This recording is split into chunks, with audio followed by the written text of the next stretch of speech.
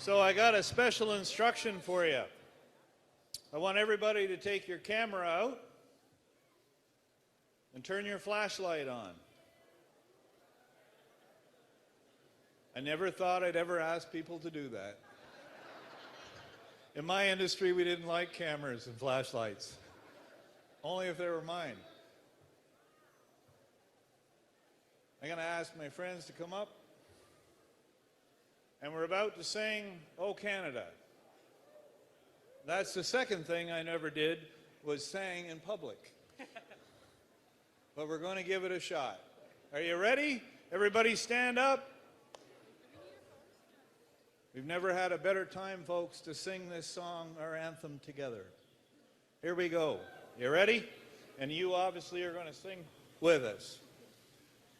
O Canada, our home and native land, true patriot love in all our sons command. With glowing hearts we see thee rise, the true north, strong and free. From far and wide, O Canada, we stand on guard for thee.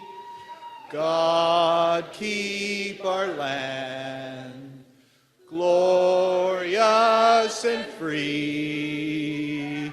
O Canada, we stand on guard for thee. O Canada, we stand on guard for thee. Thank you.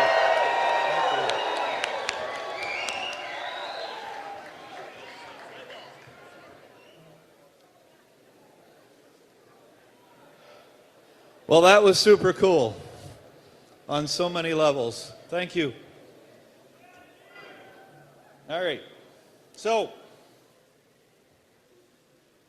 I think most of you know what I did for the last 38 years.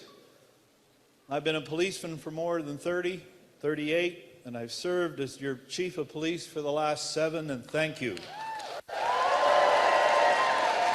Thank you. Thank you.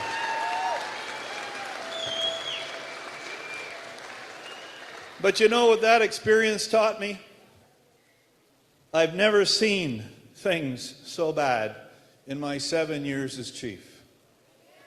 I've never seen so much violence and chaos in our streets.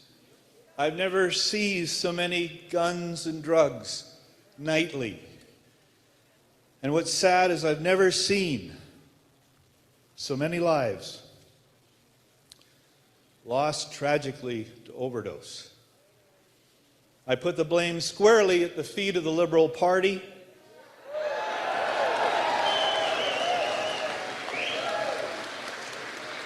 It wasn't this way before the Liberals came to power.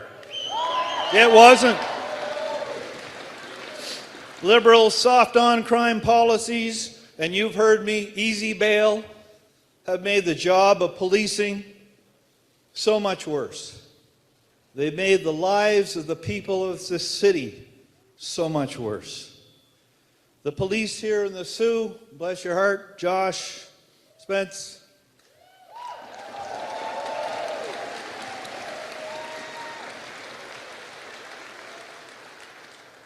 we and they have worked tirelessly to seize illegal weapons, to remove this poison from our streets, and most importantly, and you've heard me say this, to hold those who distribute this accountable.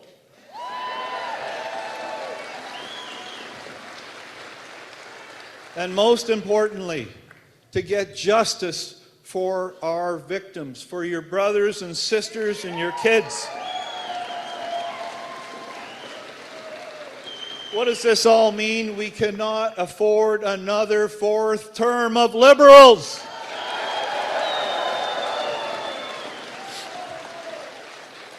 We need to elect Pierre Poilievre because only Pierre will bring the change we desperately need. Thank you.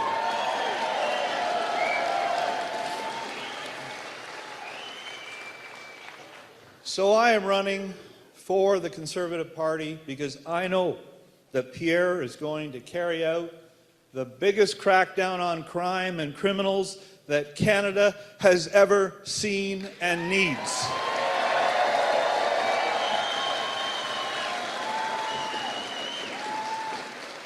And it's not a moment too soon.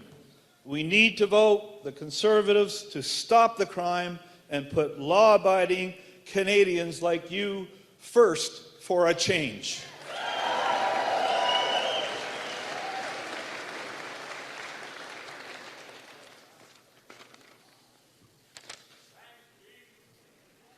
Thanks, brother. All right, everybody. I have an important question for you. After this lost Liberal decade, with costs and crime up and our economy down and under America's thumb, do you think the Liberals deserve a fourth term?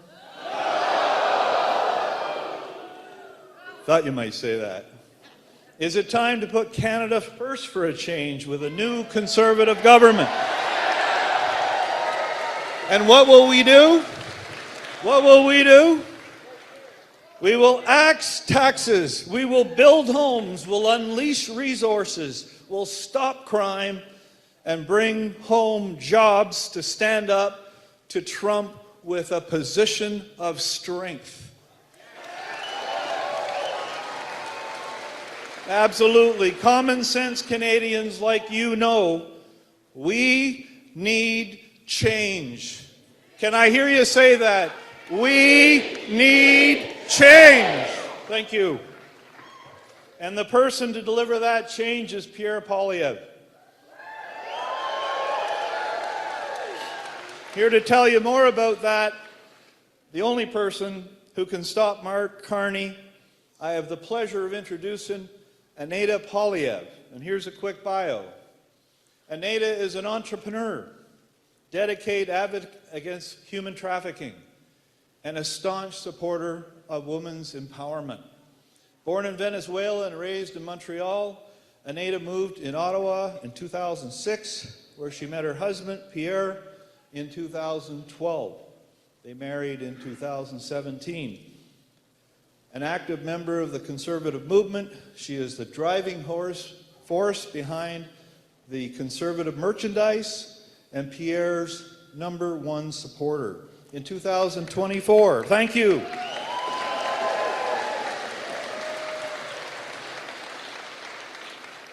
In 2024, she launched Their Stories Matter, an online platform dedicated to giving a voice to survivors of human trafficking. That's applause.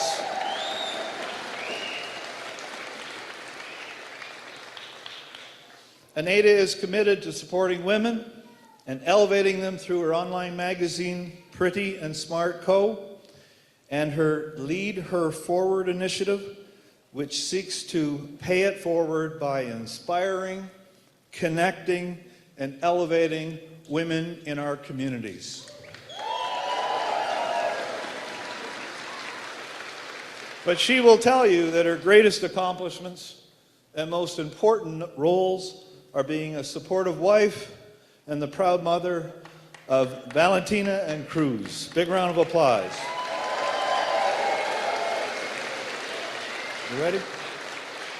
Without further ado, ladies and gentlemen, Anaida Poilievre.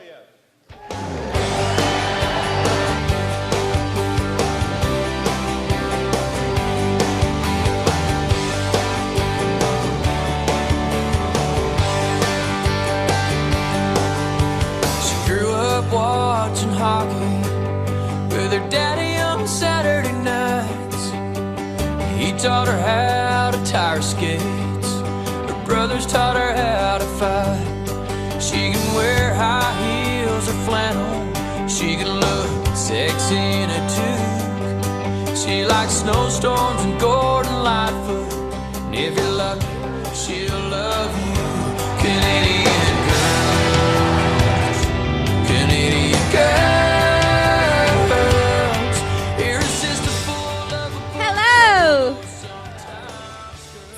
to be here. Canada, we are at a crucial time where we must decide whether we are going to elect for a fourth time the same Liberal team that has left us with a weakened economy, rising crime, unaffordable housing, and vulnerable in the face of the threats of Donald Trump, or are we going to elect a conservative government who's going to put Canada first for a change?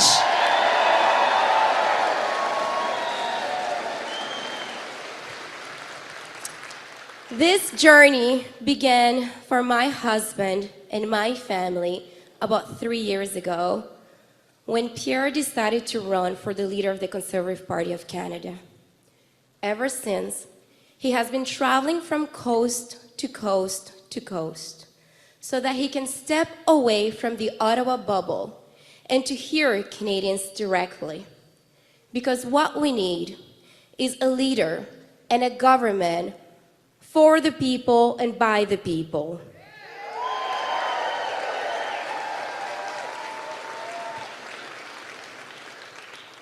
And you know, my husband has spent most of his life right here at home fighting for our youth, our families, and our seniors.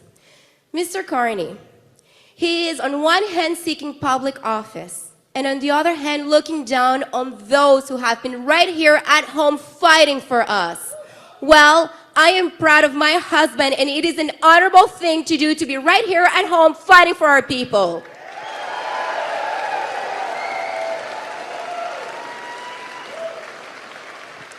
And when Mr. Carney says that my husband doesn't know how the world works, well, I'll tell you what. He knows how Canada works and how to make it work for all of us, the working class, not the tax dodgers.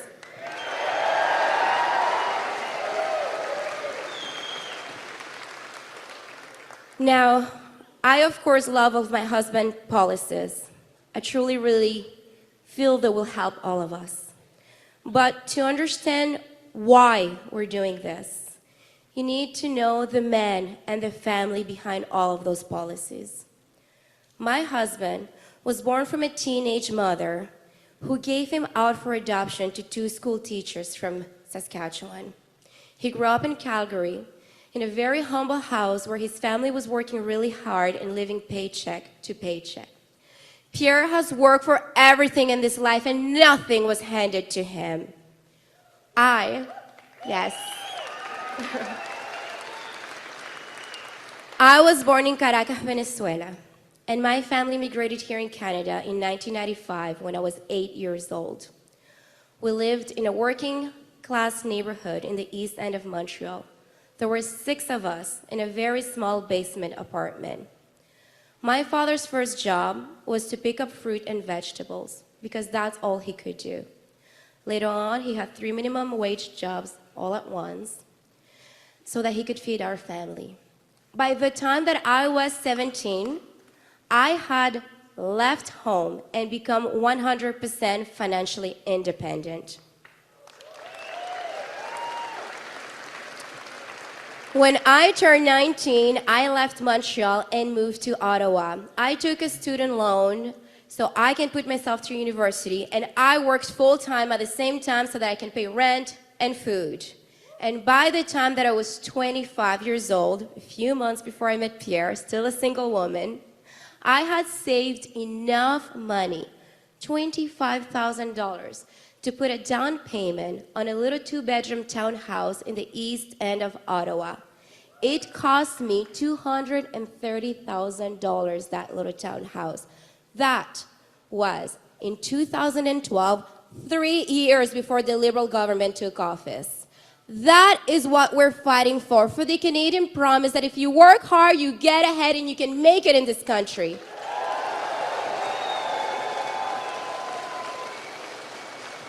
This is who we are, the Poilievres, working really hard and restoring the Canadian promise. That is why it is my pleasure to stand by my husband's side and to share him with all of you. Ladies and gentlemen, our next Prime Minister, my husband, Pierre Poilievre.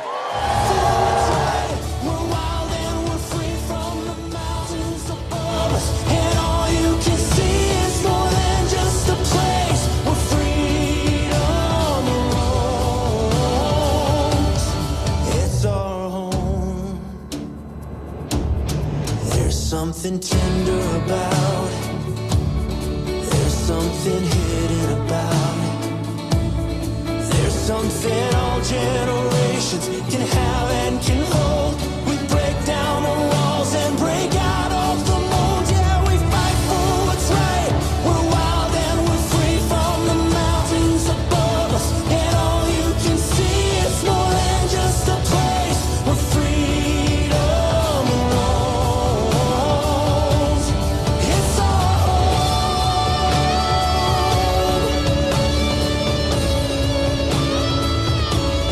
It's our home.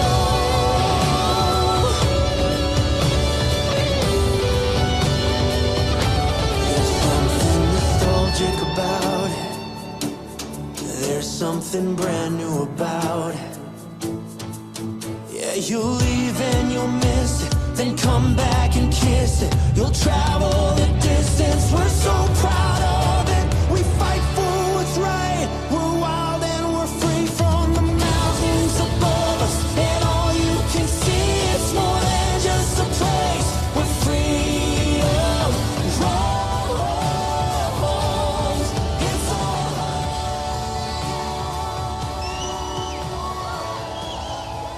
Who's ready to vote for change? Who's ready to build some homes you can afford? Who's going to vote to stop the crime for a change? And who's going to vote for your former police chief and top crime fighter, Hugh Stevenson, for a change? Who's ready to put Canada first for a change? Look at that crowd up there. Amazing. It's been a long time since we've had crowds like this in Canada. But you know what I think it is? I think, thank you, I love you. But I think it's bigger than me. It's about much more than me. It's not about me. It's about you. It's about giving you back control of your lives. I think that the reason why we've attracted these record-breaking crowds is people have hope again. People have hope. The young people have hope. That yes, the young people like that young person over there have hope. That soon they'll be able to afford a home and start a family and have kids and give their parents some grandkids. Families have hope that their streets are going to be safe again for a change. That they'll be able to have their kids out playing street hockey without fear, or go to bed not worried that their car is going to be missing in the morning. I think that our working people, our waitresses and welders have hope again, that they will be able to afford good, decent food, that their fridge and their bank account will be full at the same time. People have hope that change is coming to Canada.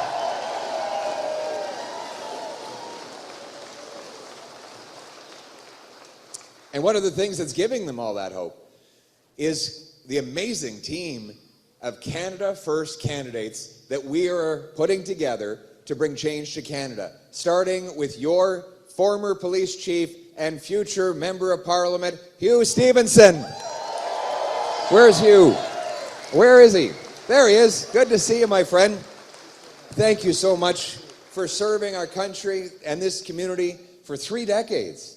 Incredible. A man who was known for standing behind the police. The frontline officers loved him for his loyalty and his support of the community.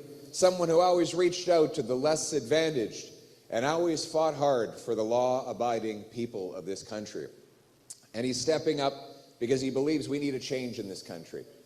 You know, we need a big change. By the way, Hugh is promising that if any of you have jaywalking tickets, if you came to the rally tonight, it's all forgiven, okay?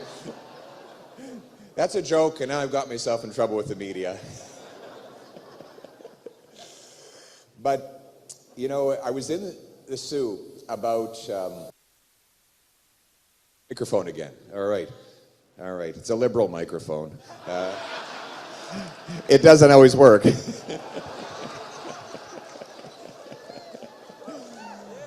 Still, I've never met a Mike I didn't like.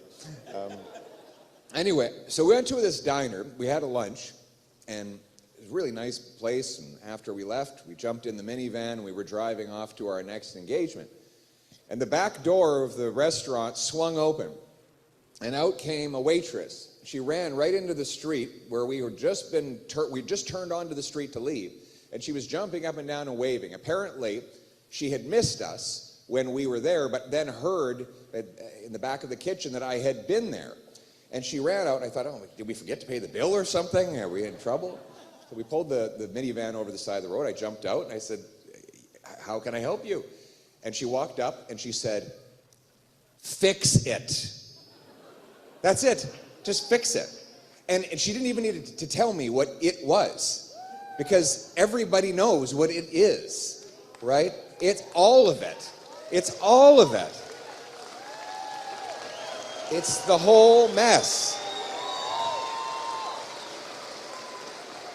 The whole mess. The whole mess. A waitress 10 years ago could afford to buy a home with her husband and start a family. Now, that's impossible. We have the most expensive real estate in the world. It's doubled under the lost Liberal decade. Crime and chaos reign in our once safe streets as repeat violent offenders are everywhere and released within seconds of their latest arrest. Food prices have risen 37% faster in Canada than in the United States during the last 5 years because of carbon taxes Liberals imposed and are temporarily hiding that drove up the cost for the farmers and truckers who bring us our food. The things that we need to fix, it's everything. But we know that we will not fix it by rehiring for a fourth time the same Liberals who broke it in the first place.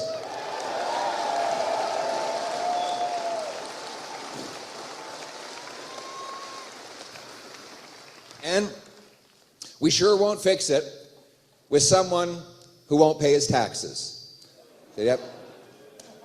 Today, this is breaking news.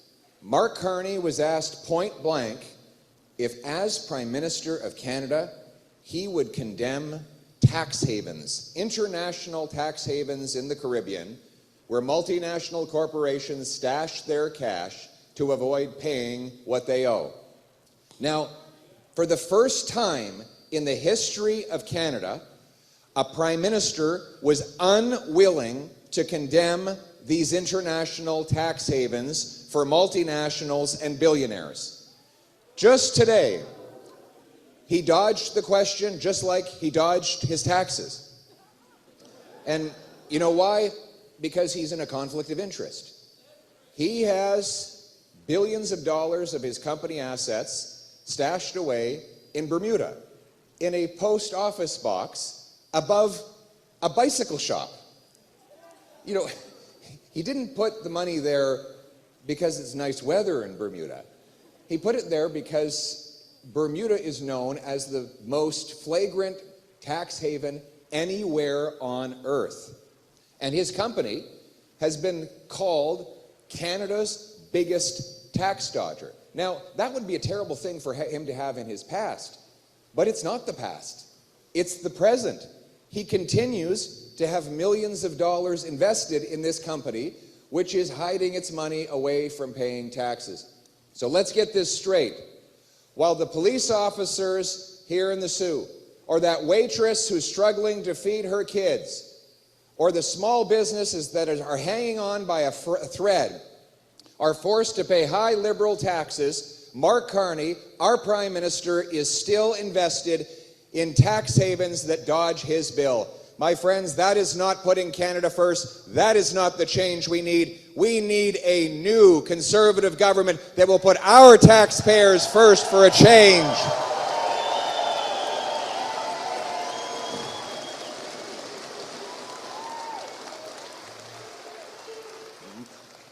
Aujourd'hui, M. Carney a refusé de répondre à une question s'il condamnait les paradis fiscaux. C'est la première fois dans l'histoire du Canada qu'un premier ministre a refusé de condamner des paradis fiscaux. Et pourquoi?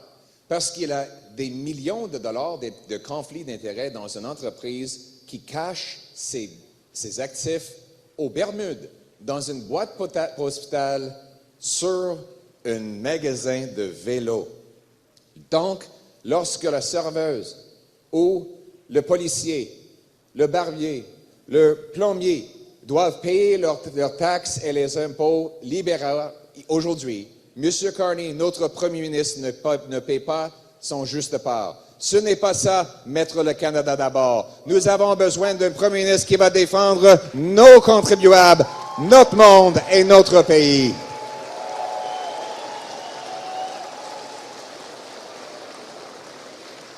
Donc, le choix dans ces élections, après les décennies perdues des libéraux, où les prix ont augmenté et l'économie est en baisse sur la dépendance des Américains, est-ce qu'on veut leur donner un 4e mandat ou est-ce qu'il faut que ça change avec un nouveau gouvernement conservateur qui va couper taxes et impôts, bâtir des logements abordables, exploiter nos ressources et ramener nos emplois pour pouvoir confronter les Américains avec la force pour un changement? C'est ça ce qu'il faut faire. My friends, the choice in this election, after the lost liberal decade of rising prices and rising crime and an economy falling under the dependence of the Americans, do we want to give them a fourth?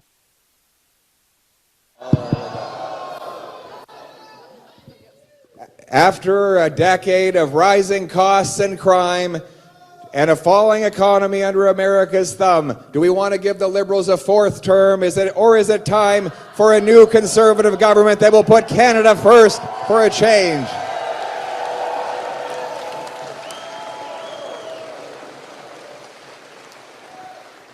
Let's just quickly review the problems. Today in Canada, inflation is back on the rise. Inflation, having hit 40-year highs, is now up again. Canada has the worst housing prices, the slowest building permits. Our economy is smaller than it was 10 years ago on a per capita basis. In fact, it's the worst economic growth of any country in the G7 by far. $500 billion of investment has left our country as Liberals raise taxes and block our resource projects, making us more vulnerable and dependent than ever before. It's really no wonder why Donald Trump says he wants the Liberals in power for a 4th term. He wants to keep Canada weak so that he can exploit that weakness. Well, I've got news for President Trump. You don't get to choose our next Prime Minister. Canadians do, and they're going to vote for a change.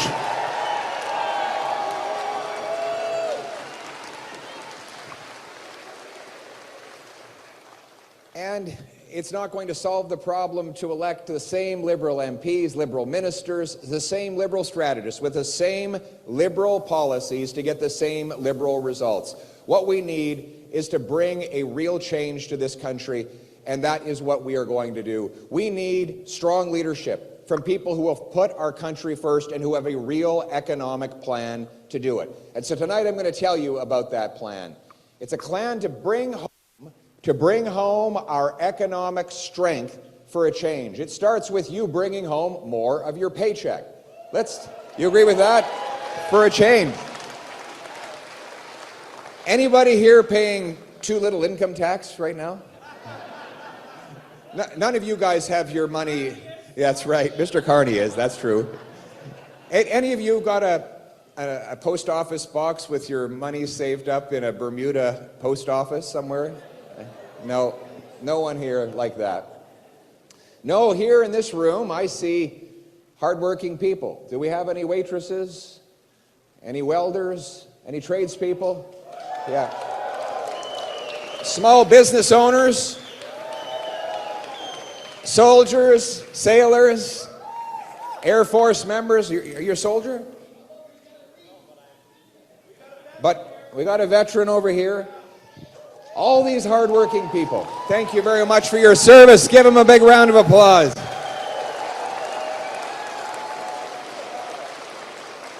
But all of you are paying a fine for the crime of hard work. It's called income tax. You earn more, you pay more. We punish hard work in this country with among the highest taxes in the world. In fact, Canadians today pay more in income tax and other taxes than they spend on food, clothing, and shelter combined. Income taxes sales taxes, carbon taxes, gas taxes, business taxes, property taxes. The list goes on, a tax on a tax on a tax on a tax. And if that's not enough to drive you to drink, well, they're taxing your liquor and your booze too. So we're going to make work pay again. A Canada First Conservative government will cut income tax for the average senior and worker by 15%. So you keep your money for a change.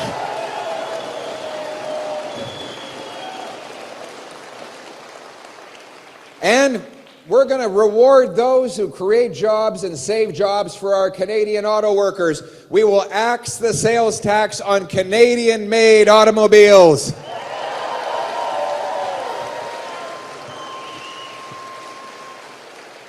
And then there's the carbon tax. This is an area where the Liberals have really tried to pull a fast one. By the way, look at that beautiful sign back there. That beautiful axe the tax. Isn't that great? Way to go. I think he's a lumberjack. We've got a lumberjack over there. So when we do the axing of the taxes, we're going to bring this guy to Parliament Hill to help us. So the Liberals brought in the carbon tax for the last 7 years. 7 years, and they put the law, it's still in place, that allows them to raise the tax up to 61 cents a litre in their next term in office. Now, 28 days before the election, they hide the tax from the pumps in the hopes that they will fool Canadians into electing them a fourth time, after which they'll simply put the tax back on, this time with no rebate at all, and make it higher than ever before. Mark Carney said his only disagreement with Trudeau's carbon tax is that it was not high enough. He says that he wants the tax to go higher on Canadian steel. What would that mean? He actually said that Canadians don't use steel anymore, so you won't have to pay his tax. This building would actually come crashing down if there were no steel. Anybody here work for Algoma? Right on, our Algoma steelworkers. I'll tell you something, if this Liberal industrial carbon tax is allowed to go ahead, there will be no Algoma, there will be no Stelco, there will be no DeFasco, there will be no Gordeau. The Canadian steel-making companies simply will not be able to compete with American and Chinese steelmakers who have no carbon tax at all. Both Trump and Carney want to tax Canadian steel, one with tariffs and the other with carbon taxes. I want neither. My plan is to axe the tax for everything, for everyone, for good, for real, forever, for a change.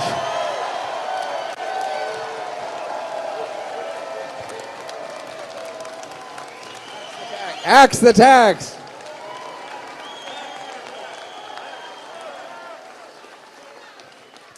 We're going to be axing a lot of taxes. We're also going to axe the inflation tax. Now, we know what the inflation tax is. It's when government prints money in order to pay for out-of-control spending. Now, it's a tax because you still pay for it, and it's meant to give government dollars to spend. And here's how it operates. Instead of holding a vote in the House of Commons to raise the HST or GST, what they do is they just run these enormous deficits and have the central bank create more cash. Now that sounds like a lot of fun. You know, if you're running out of money, why not just make more? Here's the problem with that. Every single time it's been done over roughly 4,000 years of economic history, it's had exactly the same result. More money bidding on the same or fewer goods always equals higher prices. If you have an economy with, say, $10 and 10 apples, well, in that economy, it'll be $1 an apple. If you double the number of dollars to 20, but you still have only 10 apples, well, you're not twice as rich. It's just each apple now costs twice as much. And the people who get that extra printed money, well, they're better off. Well, who are they? Not you. The people who get the money are the senior bureaucracy and the top connected people in the financial system. Brookfield's CEO, this is Carney's company, bragged that inflation was actually good for their company. It meant that they could charge more rent on their apartments. It meant their assets inflated in value.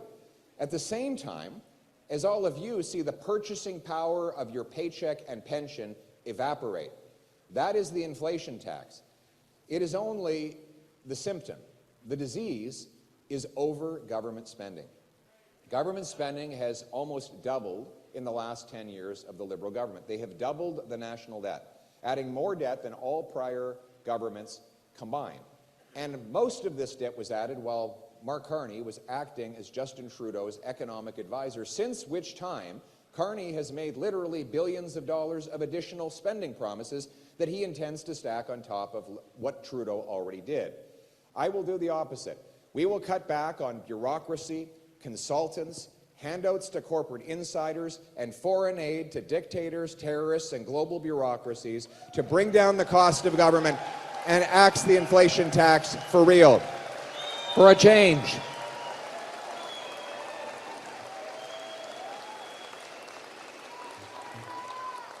Thank you.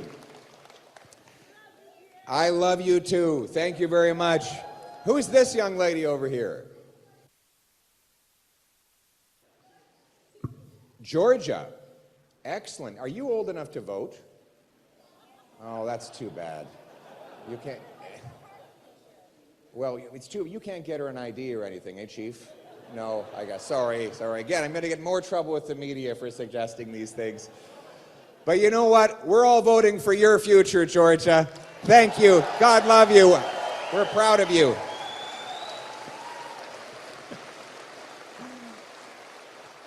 We want Georgia to be able to afford a place to live, don't we? A nice house on a safe street. We used to take that for granted in Canada. People would be able to buy a house by the time they were in their mid-20s. My wife told, I don't know if she told the story tonight, she was in her mid-20s and she was able to get a nice little place, a townhouse in Ottawa. That was back about 11 years ago, 12 years ago, 2012. Not long ago, this was something we all took for granted. But housing costs have doubled over the last Liberal decade. And we know that we cannot trust the Liberals to reverse the damage they have done. Now, why is housing so expensive today? Well, it's because of government. We have the second slowest building permits in the OECD. It takes 3 times as long to get that permit in Canada as it does to get it in the UK and in the US. As much as 60% of the cost of a new home in Canada today is government costs. Taxes, red tape, lawyers, accountants, consultants, lobbyists, and others. Right now, more money from a new home goes to bureaucrats in office buildings than goes to the carpenters, electricians, and plumbers who actually build the homes. I learned this tragic injustice when I was in the Sault about a year and a half ago. I was at a Tim Hortons, and a young guy, about 30 years old, came and sat down in front of me. And he told me that he was living in his car. He was a carpenter with a job. My friends, when the people who build our homes cannot afford to live in them, we have a fundamentally unjust economy, and that must change.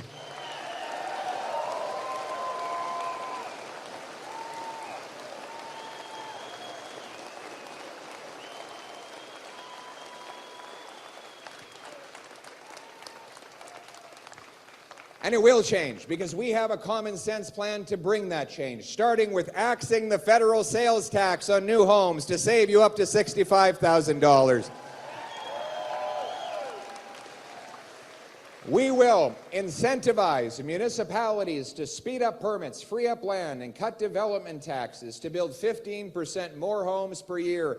We'll sell off 6,000 federal buildings and thousands of acres of federal land to build, and we will train up 350,000 young building trades workers, the carpenters, electricians, and plumbers who will build the homes. Boots, not suits.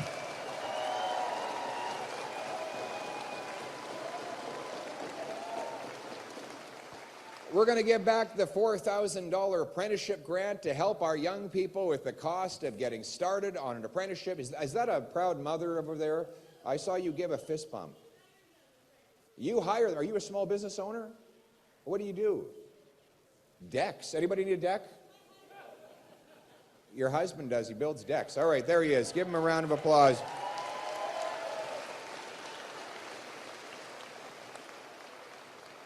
I've got an apprenticeship myself right now. I'm apprenticing to be a cabinet maker, but it's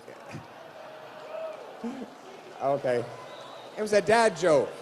It was not that bad. Come on. I'm here all night, folks.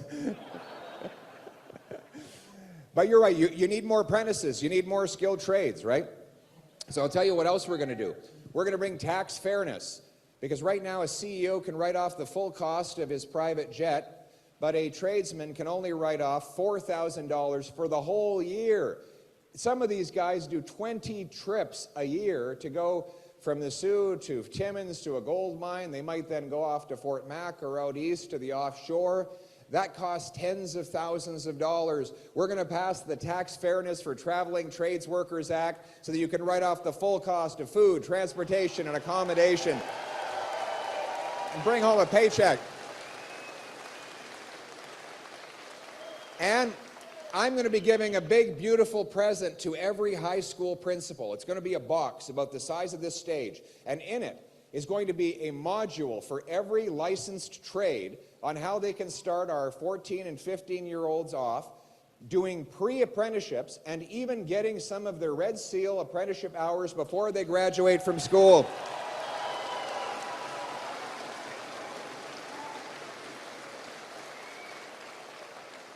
We're also going to make sure that our armed forces is providing the trades in the forces with the same kinds of materials so that they can knock off hours, and when they decide to retire from their job defending the country, they can quickly get Red Seal licenses to go on building the country. That's how we're going to get the boots and not suits.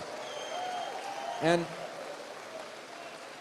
we are going to build these incredible homes across this country and restore the dream of home ownership. We cannot afford another 4 years of the Liberals hiking housing costs. We need a change so that our young people can have homes to raise families in.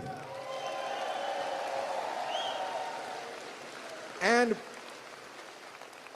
we're going to bring home our resource jobs again for a change, aren't we? For the last 10 years, anti-development laws passed by the Liberals have shut out our energy sector, made us more reliant on the Americans than ever before, favored foreign producers of fossil fuels. They have no problem with Venezuela, Saudi Arabia, the United States and others producing more and more energy. Meanwhile, they shut down our workers here in Canada.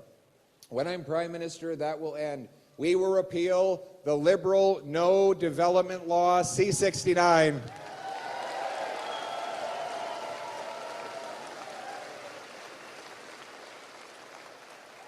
We will get rid of the energy cap to unleash massive production increases of oil and gas and countless other minerals. We will get rid of the industrial carbon tax. We will also bring in shovel-ready zones, areas that are pre-permitted for production. We will draw a big line, a big circle on a map, and say everything in this or that zone is pre-authorized for mines, pipelines, data centers, power stations, nuclear plants, LNG liquefaction terminals, and more. We'll do all the environmental studies up front, get the bureaucracy settled and out of the way, and then look over at our investors and our workers and say, this site is pre-approved, there's no more waiting, no more paperwork, put the shovel in the ground and let's get building this country. We're going to build Canadian pipelines with Canadian steel to deliver Canadian energy to Canadian customers and to the world. We'll go around the Americans and bring our jobs back to our people, building an economic fortress that can stand up to anyone. We'll cut red tape in the federal government by 25%, so that our small businesses spend more time hiring workers and serving customers and less time filling out paperwork for politicians and bureaucrats. And we want those small businesses to be able to reinvest and bring home their investment dollars to this country. And that is why I have announced the Canada First Reinvestment Tax Cut. Zero capital gains tax when you reinvest the money here in Canada.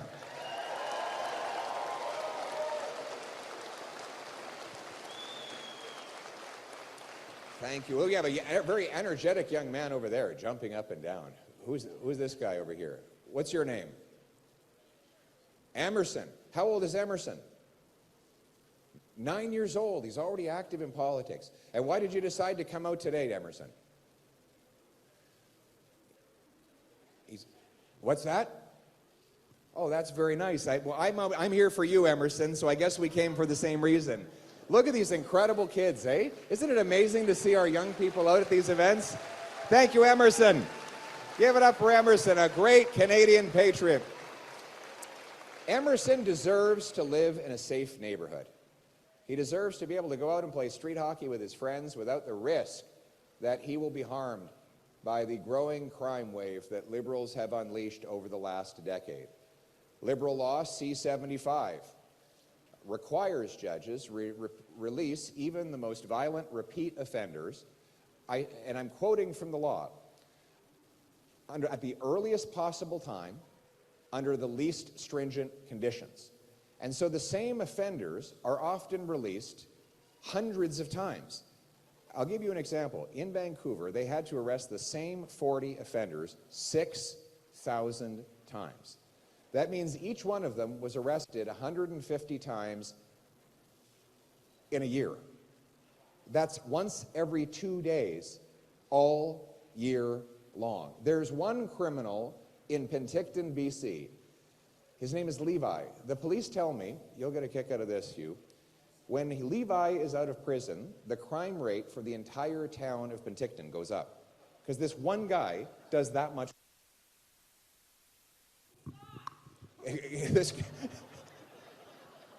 Yours, name is Scott? Well, but...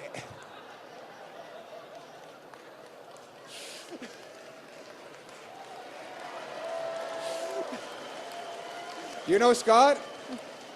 But the problem is that there's like millions of Scots, and now everyone's going to be looking at them strangely. Oh my God, we've got all the Scots of the world in trouble now. Listen, for the record, most Scots are great guys, really nice guys. There's one guy who's not so nice.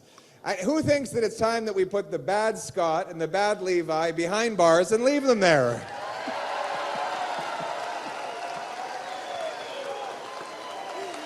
Oh my goodness.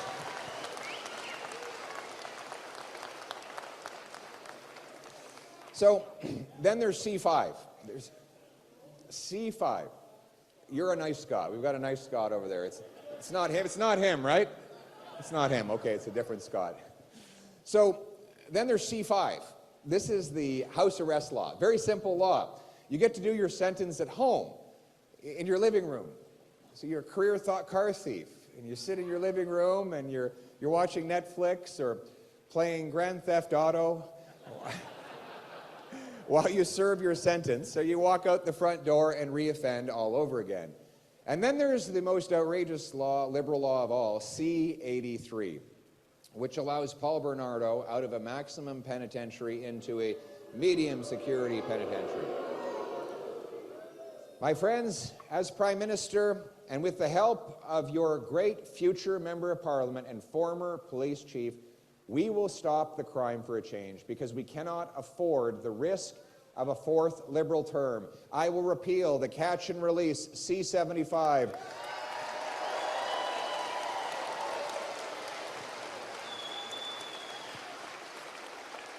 We will repeal house arrest C-5.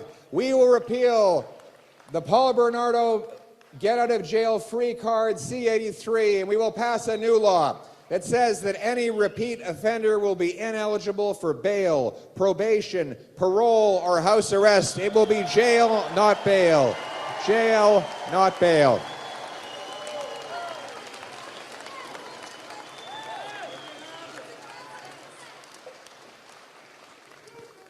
we will stop the crime for a change, because we can't risk a fourth Liberal term of crime and chaos. And then there's the drugs. Do you have a drug problem in the Sioux?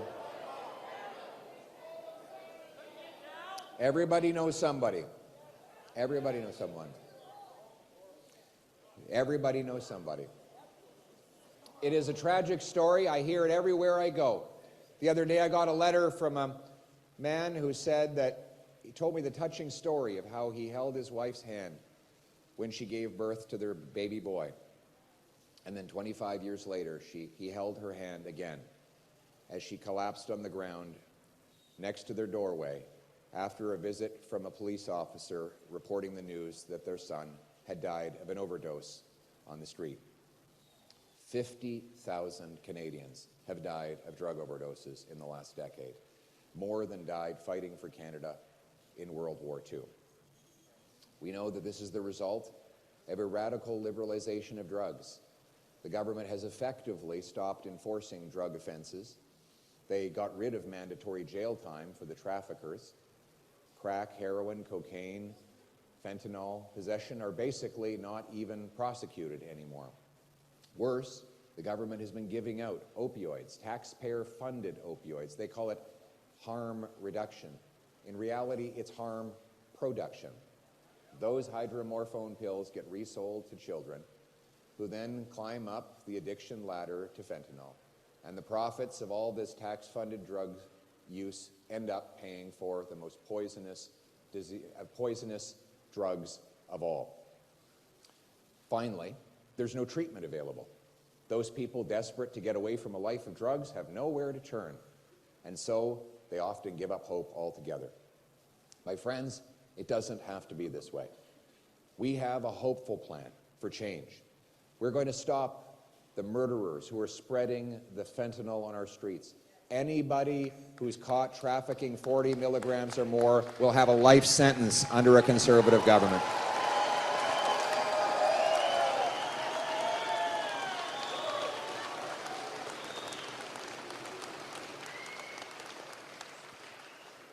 Second, we will stop giving out taxpayer-funded opioids.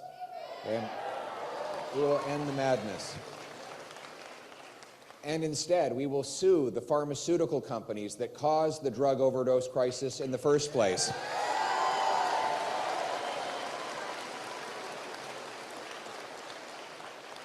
And we will invest in treatment and recovery, detox, counseling, inpatient care to get our loved ones off drugs and turn their lives around with hope and life and family. You know, these drug treatment centers, the ones that work, they have proven that they can do the job. I visited the most incredible places and heard the most amazing stories. I was at Harvest House in Atlantic Canada, where they take young men and women off the street, detox, counseling, group therapy, physical exercise, job training, housing. And I sat down with these men who were about a month and a half into their program. Many of them were still trembling with addiction, trying to fight off the temptation to go back. And most times when politicians go to places like that, they say, "I'm here to help you." I went with a different message.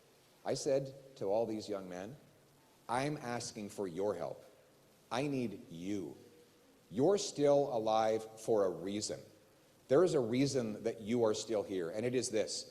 You are going to get better, and then you are going to go out into the street, and you're going to pick someone off the street, and you're going to tell them that you were there where they were, and that you have now turned your life around, and that that person is going to go pick up someone else, and we're going to keep doing that again and again and again until we end this drug crisis altogether." That's hope. That is change.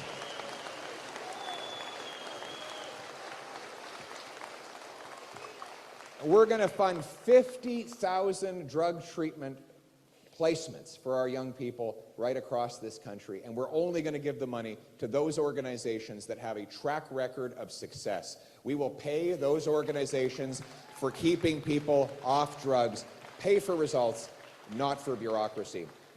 And then there's the guns.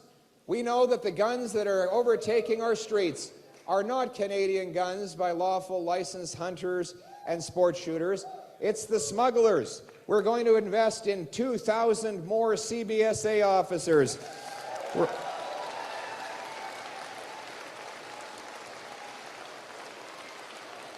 We'll scan the shipping containers and we'll put big watchtowers along the length of our borders to interrupt the smugglers and keep the illegal drugs, guns, stolen cars, and other paraphernalia from crossing illegally. And we are going to pay for all this by canceling the wasteful multi-billion-dollar gun grab and respect our lawful licensed firearms owners.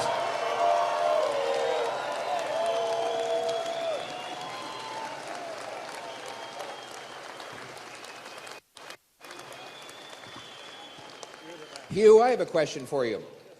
Is Grandpa Joe's hunting rifle what's shooting up our streets? Absolutely not.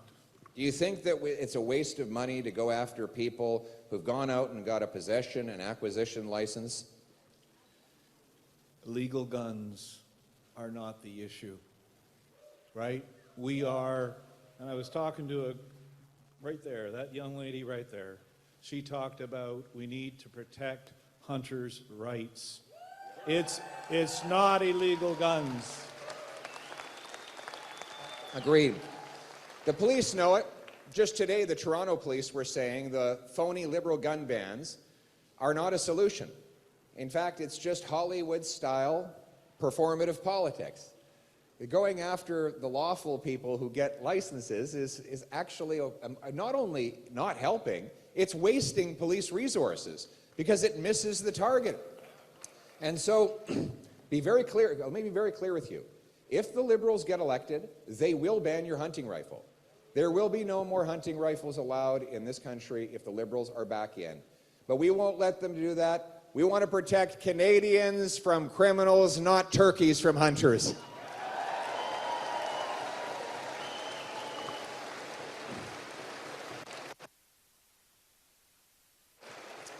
But protecting Canadians means that we need to have a strong and powerful Canadian Armed Forces again.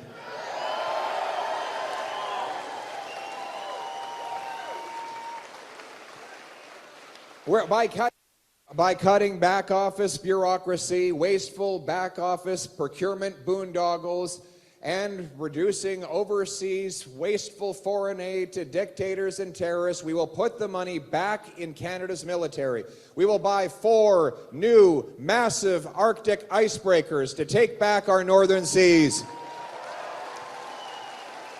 Submarines, fighter jets, Poseidons that can look down and intercept foreign countries that are doing incursions into our waters and skies. We'll double the size of the first patrol of the Arctic Rangers. And we will have the first Arctic base in Canada since the Cold War, CFB Iqaluit. Our cadets. We're going to expand the cadets so that more and more of our young people can take advantage of mentorship from our soldiers and our rangers, learning riflery, survivalism, punctuality, cleanliness, and service to country, uniting them from coast to coast and giving them experiences they would not otherwise have. We want to reinstill the sense of common ground, common identity, common belief, and a common country. And that is also why we are going to uphold our history for a change. We're going to rebuild our beautiful statues. We're going to put Terry Fox, the soldiers, the famous 5 back in our passport.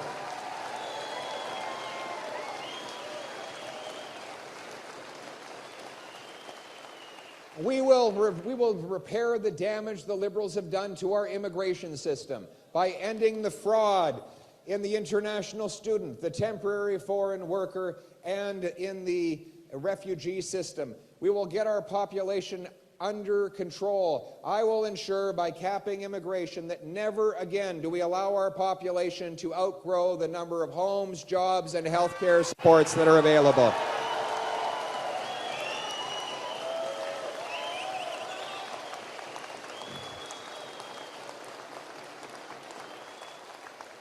And while the Liberals continue to cling on to the Radical Century Initiative, which seeks to increase our population to over 100 million people. We will reject the Century Initiative. We will stop the radical schemes. Those ideas might be great for the multinational corporations seeking to drive down wages for our workers, but they are not good for our country. We're going to put Canada first in immigration for a change.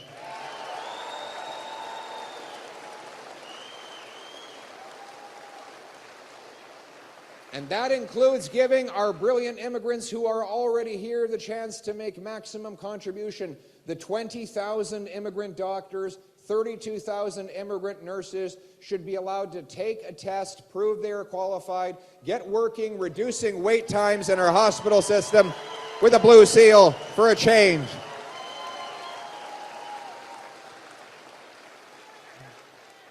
So who's ready to take back control of our future in this country, my friends, for a change? Who's ready for a paycheck that buys you a good life for a change? Who wants hope for a change? Then here's my question. Who's actually going to turn out and vote for a change? Vote for a change. You need to go and vote now. You can vote as early as tomorrow. Get your friends out. Tell them that now is the time. We are going to be a nation that harvests its resources, unites its people, protects its borders, honors its history, cares for its veterans, protects its vulnerable, and raises its flag. We are not a nation of tax collectors and toll masters, of gatekeepers and grandees, of bureaucrats and busybodies. No, we are a nation of explorers and entrepreneurs, of artists and adventurers, of workers and warriors, of pioneers and patriots. What unites us is the Canadian promise that anyone from anywhere can achieve anything, that hard work gets you a great life in a beautiful, affordable house on a safe street protected by brave troops under a proud flag. Canada first for a change. Let's bring it home!